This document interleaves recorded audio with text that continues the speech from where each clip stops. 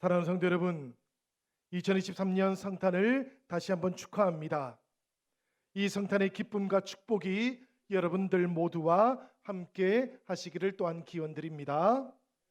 우리 조금 전에 교회 소식 전할 때 인사 나누라고 하니까 다들 성탄을 축하합니다, 메리 크리스마스 이렇게 인사들을 나누셨는데요. 이 크리스마스라는 말, 어제 오후에도 말씀드렸지만 그리스도라고 하는 말, 이 크라이스트하고 예배 드린다라는 말, 마스가 합쳐져 있는 말이에요. 예수님을 경배하는 날이라는 그런 뜻이지요.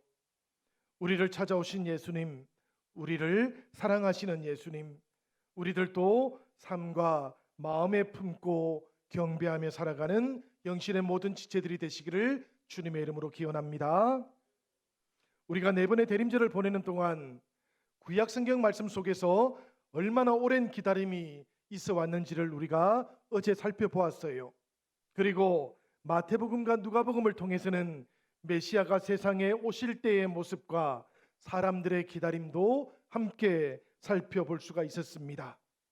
성탄절인 오늘은 요한복음의 말씀을 통해서 우리를 찾아오고 계시는 예수님, 왜 우리를 찾아오셨는지 묵상하면서 은혜를 받을 수 있으면 좋겠습니다.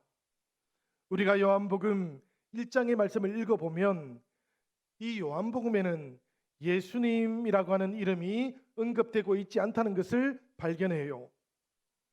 그렇지만 또 생각해보면 하나님께서 사람의 몸을 입고 인간 세계로 들어오셨다라는 것, 성육신에 대해서는 아주 분명하게 선포하고 있다는 것을 우리가 읽어보게 됩니다.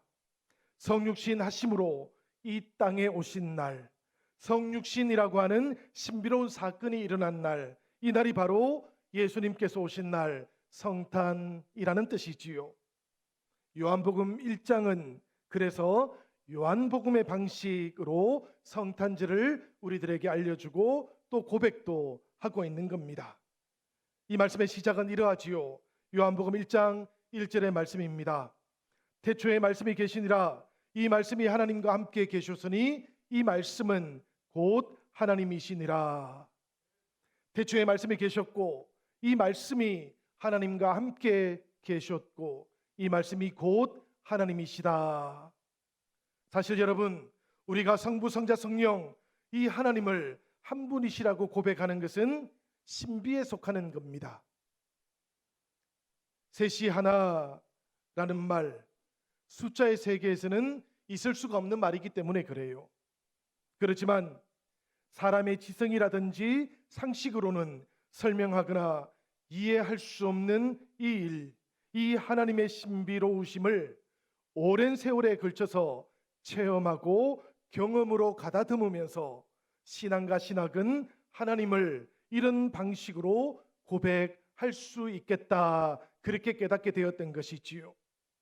요한복음도 그러합니다. 여러분, 이 요한복음도 하나님의 신비로우심을 고백하면서 상상하기 어려운 영원으로부터 시간이 시작되었던 태초의 순간, 그때 말씀이 계셨고 이 말씀이 계실 때 하나님도 함께 계셨으며 그래서 말씀과 하나님이 한 분이시라고 이렇게 고백을 하고 있는 것이지요. 여러분, 성탄은 이렇게 영원으로부터 하나님과 함께 계셨던 말씀이 사랑 그 안에서 육신을 입고 세상 가운데로 오신 날입니다. 하나님께서 사람의 몸을 입으신 날, 하나님께서 사람의 감정과 함께 태어나신 날, 하나님께서 우리 속에 거하시고 그래서 우리가 하늘의 영광을 보게 된 날이 바로 성탄의 날인 것이지요. 요한복음 1장 14절은 그래서 이렇게 말씀하고 고백하고 있는 겁니다. 말씀이 육신이 되어 우리 가운데 거하심에 우리가 그의 영광을 보니 아버지의 독생자의 영광이요 은혜와 진리가 충만하더라. 말씀이 육신이 되었다는 이 구절, 사실은 이 구절을 읽을 때마다 저는 마음이 설렙니다. 왜 그런가 하면 신앙생활이라고 하는 것이 무엇인지를 저에게 또 우리들에게 알려주고 있기 때문이지요. 예수님께서도 육신을 입으시고 이 땅 가운데로 오셨지만 우리들의 신앙생활도 사실은 그러해야 하는 겁니다. 하나님의 말씀에 육신이 계속해서 부여되어야 하는 과정이 우리의 신앙인 것이지요. 그러니까 신앙이라고 하는 것은 관념만 가지고는 되지 않는다라는 그런 뜻이에요. 사랑을 몸으로 담고 이 사랑을 온전히 실천할 수 있을 때 비로소 신앙은 아름답게 열매를 맺어갈 수 있음을 기억하시기를 바랍니다.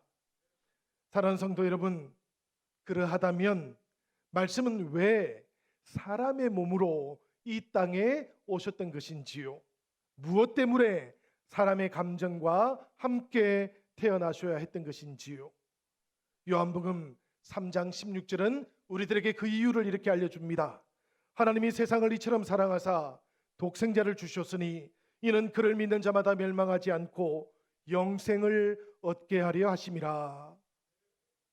믿는 자마다 영생을 얻게 하시려는 이 마음, 그렇게 세상을 사랑하신 하나님의 마음이 있었기 때문이라는 것이지요.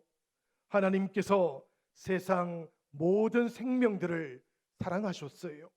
그래서 독생자 예수 그리스도, 우리가 이렇게 표현해도 된다면 영원의 때부터 하나이셨던 독생자를 우리들에게 내어주셨던 것입니다. 여러분, 하나님께서 독생자를 내어주셨다, 이 부분을 기억하시기를 바라요. 하나님께서 내어주시고 포기하셨던 이유는 영원 가운데 생명을 누리는 길, 사람들이, 우리들이 얻게 하시기 위함이었던 겁니다. 우리 하나님께서 포기하시고 내어주셨기 때문에 우리가 생명을 얻을 수 있게 되었던 것이지요. 말씀이 사람의 감정과 함께 태어나셔야 했던 이유도 아주 분명해요. 히브리서 4장 15절은 이렇게 우리에게 말씀하고 있습니다. 우리에게 있는 대제사장은 우리의 연약함을 동정하지 못하실 리가 아니요 모든 일에 우리와 똑같이 시험을 받으신 이로되 죄는 없으시니라.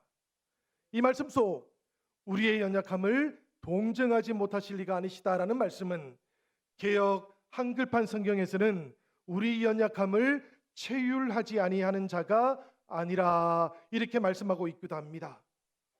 이 말씀 속 체휼이라는 말은 사람들의 연약함을 함께 느끼신다는 말씀이지요. 심파티라는 말입니다. 그 어려움을 자신의 것으로 떠안으신다라는 그런 뜻이기도 한 것이지요. 엠파티라는 말도 담고 있는 겁니다. 영원 가운데 계셨던 말씀은 나의 연약함, 우리들의 어려움을 자신의 것으로 떠안으시기 위해서 몸을 입으시고 감정과 함께 이 땅으로 찾아오셨던 것이지요. 그렇게 예수님께서 이 땅 가운데 우리의 삶 속으로 찾아와 주셨던 것이니, 성도 여러분, 예수님께서 하나님의 최대의 선물이시라는 것을 우리가 기억하십시다. 예수님은 다른 것들하고는 사실은 비교조차도 할 수 없으신 분이십니다. 그러니 최고의 선물을 받은 사람답게 살아가시는 이 2023년과 2024년이 되시기를 축복합니다. 영생에 이르는 길, 사람들이 영생에 도달하는 길, 하나님께는 이 방법밖에 없으셨던 것일까? 이 물음에 답하기 위해서는 우리 사람들의 모습과 처지를 제대로 깨닫고 살펴볼 필요가 있겠지요. 사람은 하나님께서 창조하신 모든 생명 가운데 최고의 작품이었습니다.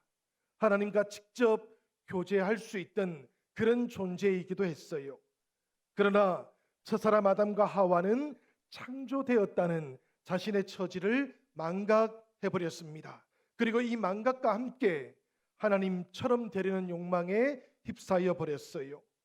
결국에는 사탄의 유혹에 넘어갔고 절대로 먹지 말라 했던 금단의 열매를 먹으면서 하나님께 대하여 죄인이 되고 말았던 겁니다. 하나님을 잃어버린 존재, 영원한 죽음을 짊어져야 하는 존재가 되어버렸던 것이지요. 이것이 사람들의 모습이었고 사람들의 처지였던 것입니다. 그러나 여러분, 하나님은 어떤 분이십니까? 하나님은 사랑이신 분이시지요. 사랑이 본질이신 하나님께서는 이 사람의 운명, 인간의 운명을 그대로 버려둘 수가 없으셨어요. 아브라함과 이삭과 야곱의 자손들과 계약을 맺으셨고 짐승의 피를 통해서라도 지은 죄를 대속할 수 있도록 방법을 알려주기도 하셨습니다. 그러나 사람들은 제사의 방법 속에서 자꾸만 형식에 빠져들어갔어요. 형식은 제사였지만 내용은 우상을 숨기는 그런 방식으로 빠져들어가고 말았어요. 결국에는 그 방법으로는 사람이 자신의 근원적인 죄까지는 해결할 수 없었기에 하나님께서는 자신의 사랑과 자신의 공의로움을 모두 다 충족시킬 수 있는 한 가지 방법을 스스로 마련하셨던 것입니다. 바로 말씀이 육신이 되는 길이었어요. 그리고 육신으로 오신 예수님께서 십자가를 지심으로 사람들을 구원의 길로 이끌어 가셨던 것이지요. 여러분, 우리들은 예수님께서 지셨던 이 구원의 길, 이 길을 통해서 하나님께로 나아갈 수 있게 된 겁니다. 이것을 가리켜서 우리가 대속이라고 그렇게 부르지요.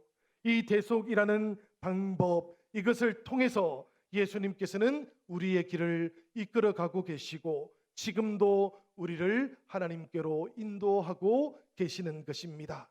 오늘 우리들이 성탄을 맞이하면서 믿음으로 이 길을 함께 걸어간다면 우리들도 주님과 함께 하나님 앞으로 온전하게 나아갈 수 있게 될 거예요. 이 길이 되시기 위해서 예수님께서는 사람의 몸으로 오셨던 것이고 사람으로 살다가 사람으로 죽으셔야 했던 것이지요. 이것이 바로 성탄의 의미인 것이고 예수님께서 사람의 몸을 입고 십자가를 지셔야 했던 까닭이기도 했던 겁니다. 하나님께서는 사랑 때문에 자기 희생의 길을 선택하셨던 것이지요. 죄로 인해서 영원한 죽음을 짊어질 수밖에 없었던 사람들을 구원하시기 위해서 스스로 최고의 선물이 되는 길을 택하셨던 겁니다. 그러니 여러분, 사랑이 예수님을 땅 위로 오시게 만들었다, 이렇게 고백을 해도 괜찮은 것이지요. 그리고 이 사랑 우리가 받은 겁니다.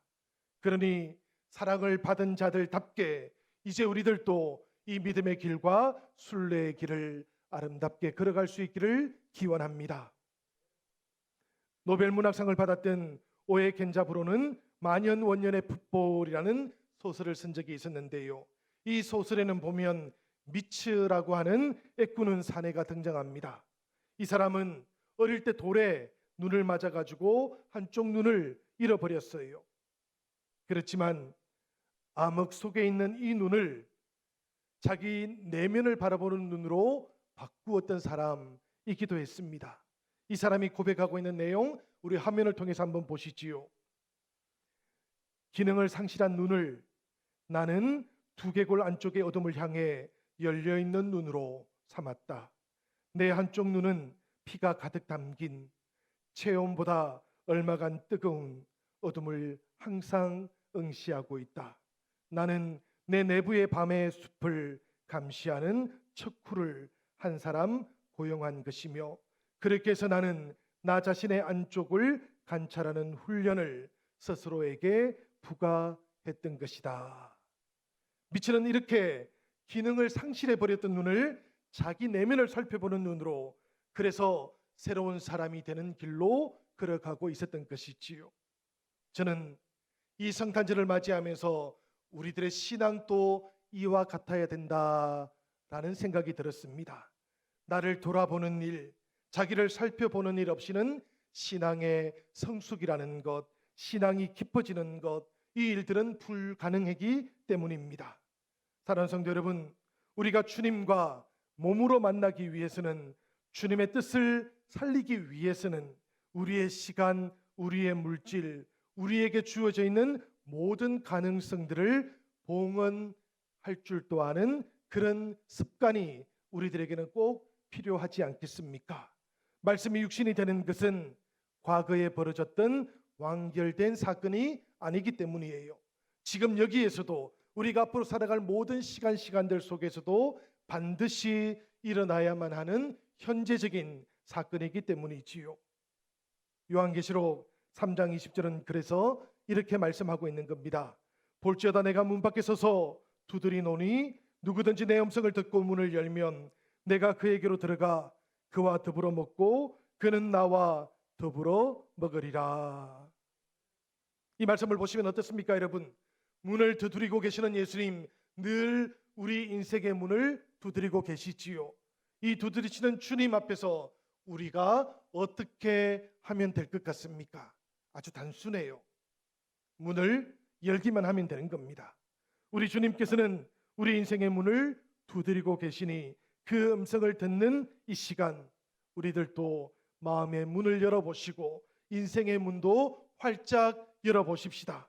그러면 우리의 인생 가득히 빛으로 오시는 주님의 사랑이 충만하게 채워지게 될 겁니다. 2023년 남은 모든 시간들, 그리고 새롭게 맞이하게 되는 2024년, 우리들 모두가 빛으로 오시는 이 주님을 환하게 충만하게 맞이하는 은혜가 함께 하시기를 우리 주님의 이름으로 간절히 축원드립니다.